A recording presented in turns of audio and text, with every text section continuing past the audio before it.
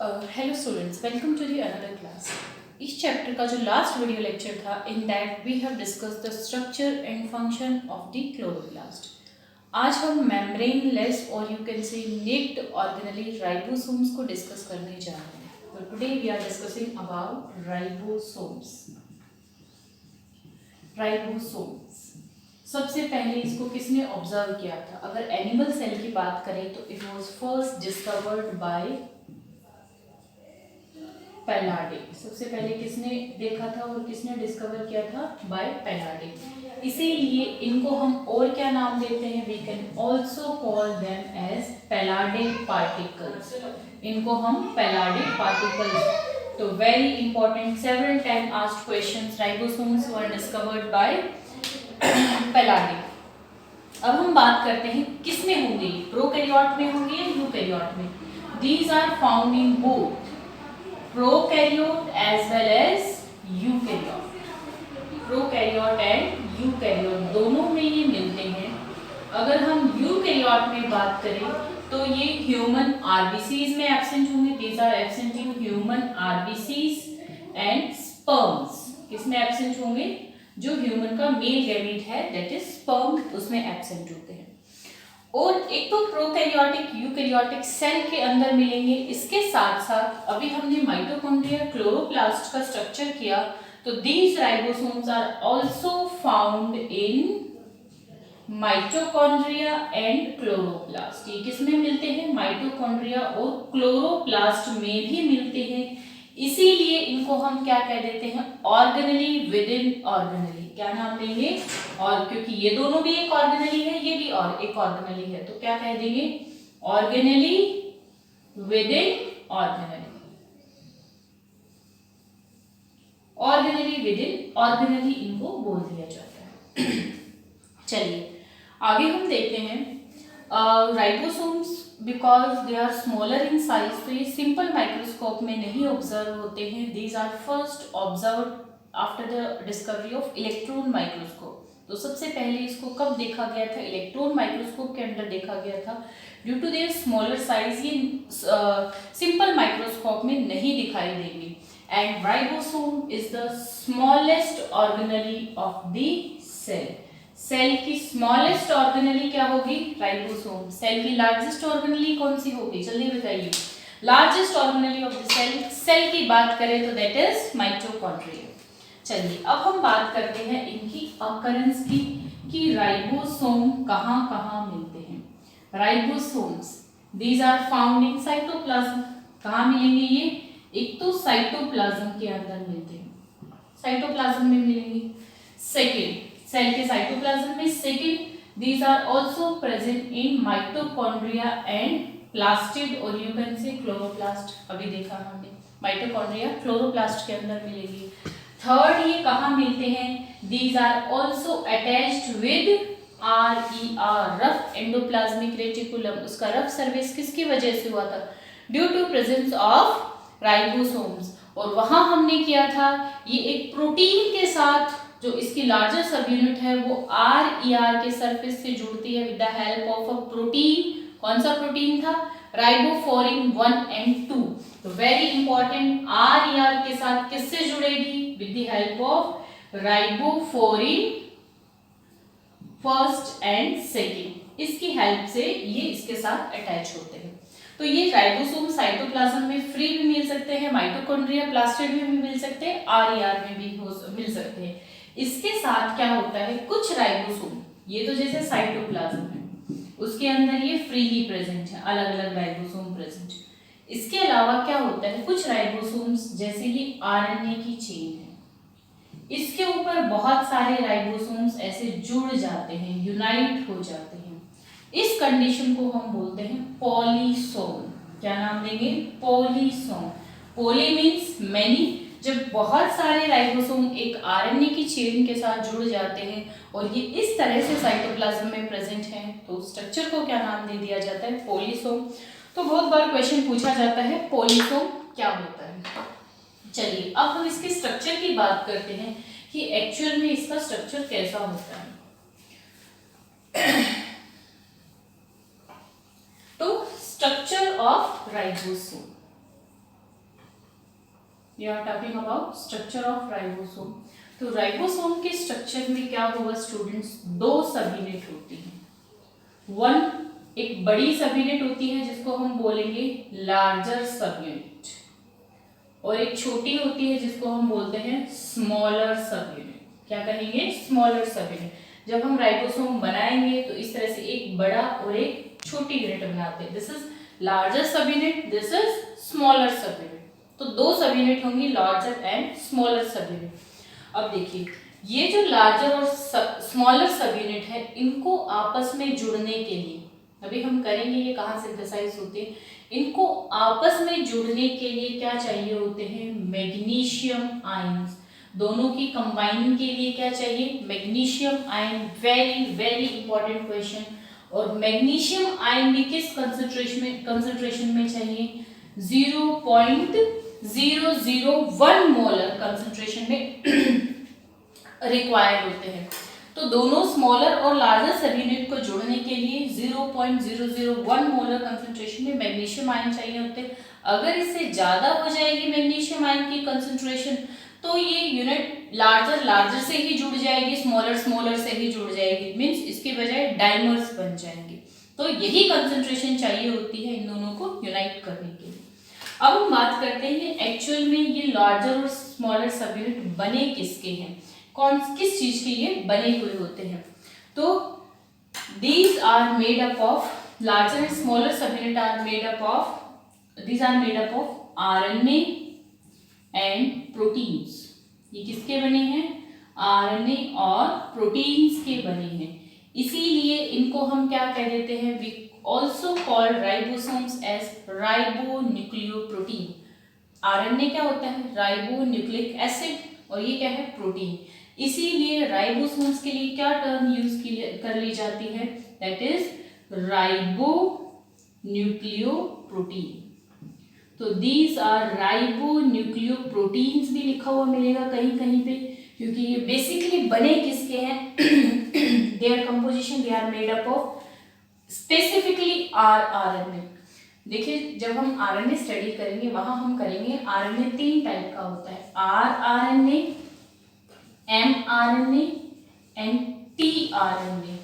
Ribosome की जो unit बनाता है राइबोसोम की जो ये यूनिट बना रहा है, लार्जर स्मॉलर सब यूनिट जो बना रहा है, ये कौन सा होता है, आरएनए, राइबोसोमल आरएनए। नाम भी इसका क्या होता है, राइबोसोमल आरएनए।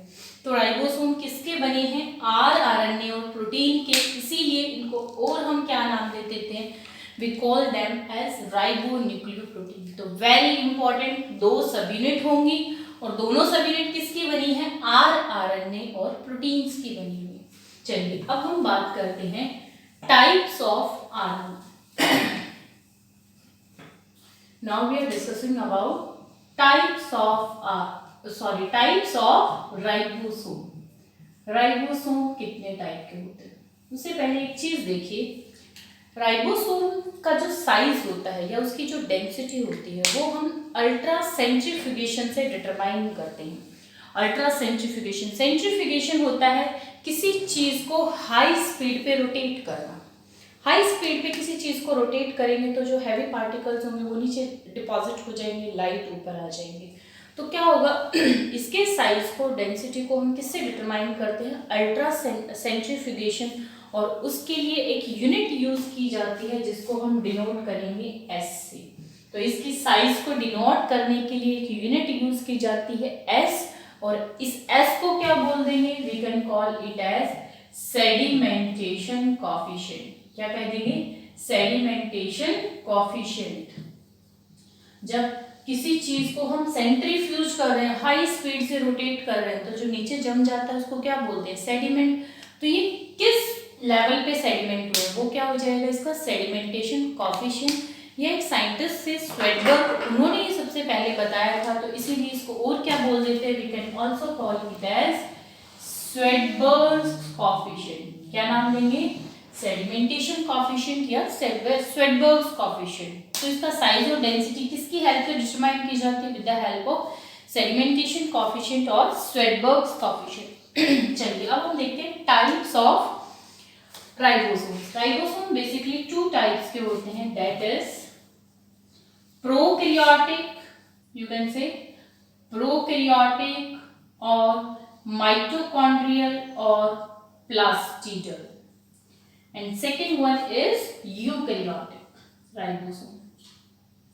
तो राइबोसोम दो तरह के हैं, प्रोकैरियोटिक एंड यूकैरियोटिक या माइटोकॉन्ड्रियल या प्लास्टिडल, क्योंकि तीनों में यही टाइप के राइबोसोम्स मिलते हैं। यहाँ पे हम बात करें तो यहाँ पे राइबोसोम्स कैसे होते हैं, 70S टाइप की। यहाँ राइबोसोम्स कैसे होंगे, 80S।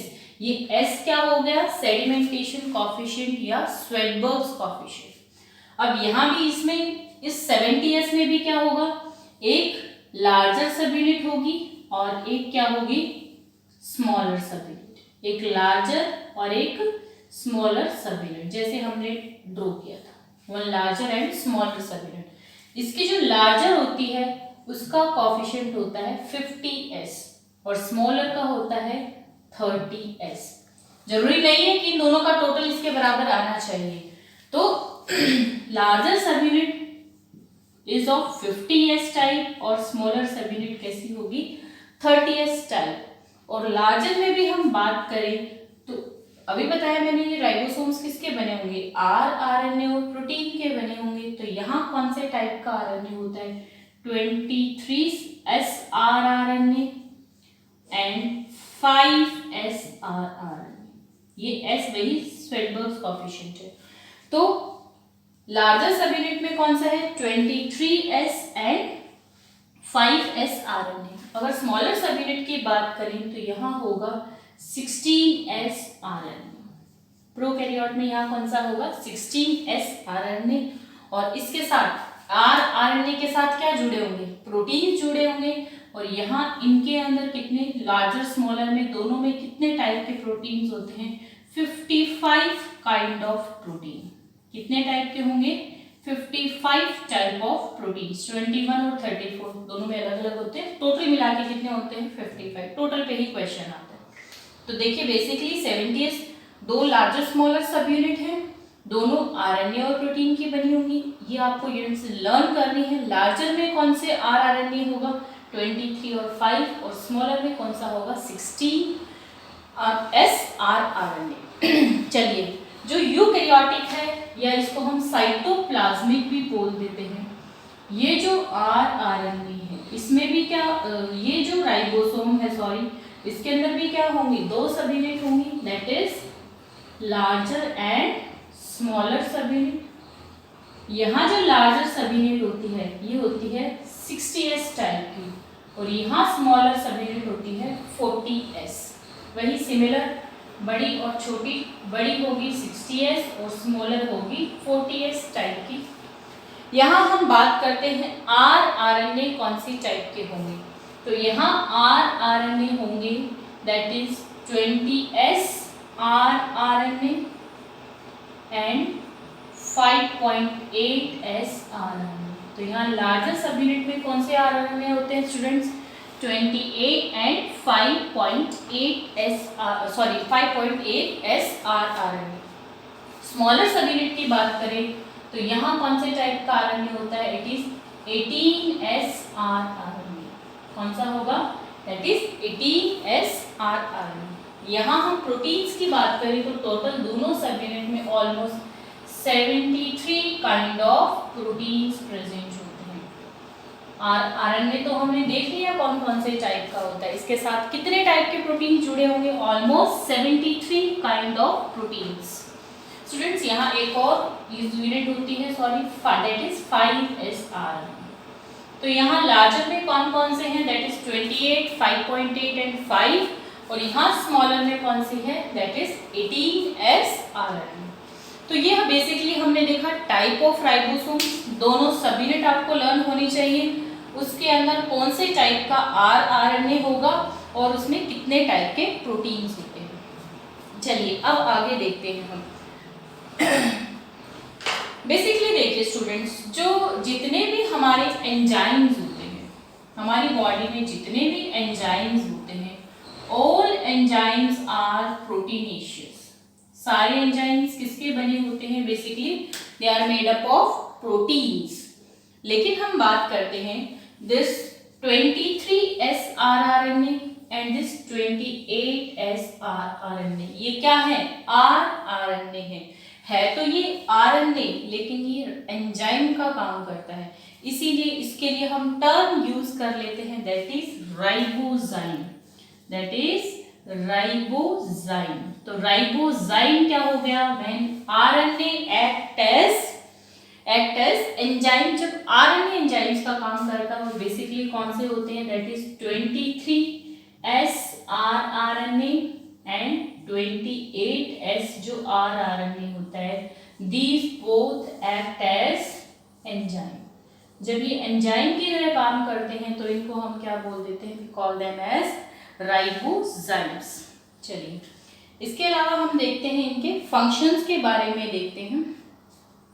यहाँ एक और चीज देखिए स्टूडेंट्स, जो मोस्टली यूकैरियोटिक है साइटोप्लाज्म, हमें पता है यूकैरियोट में न्यूक्लियस होगा, न्यूक्लियस के अंदर डीएनए प्रेजेंट होगा, न्यूक्लियस के अंदर एक डेंस बॉडी और भी होती है जिसको हम न्यूक्लियोलस बोलते हैं।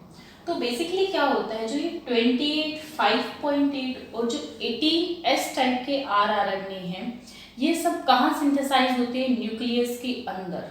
इन और कहाँ से ओरिजिन होता है इनका? न्यूक्लियोलस से। किससे? न्यूक्लियोलस से।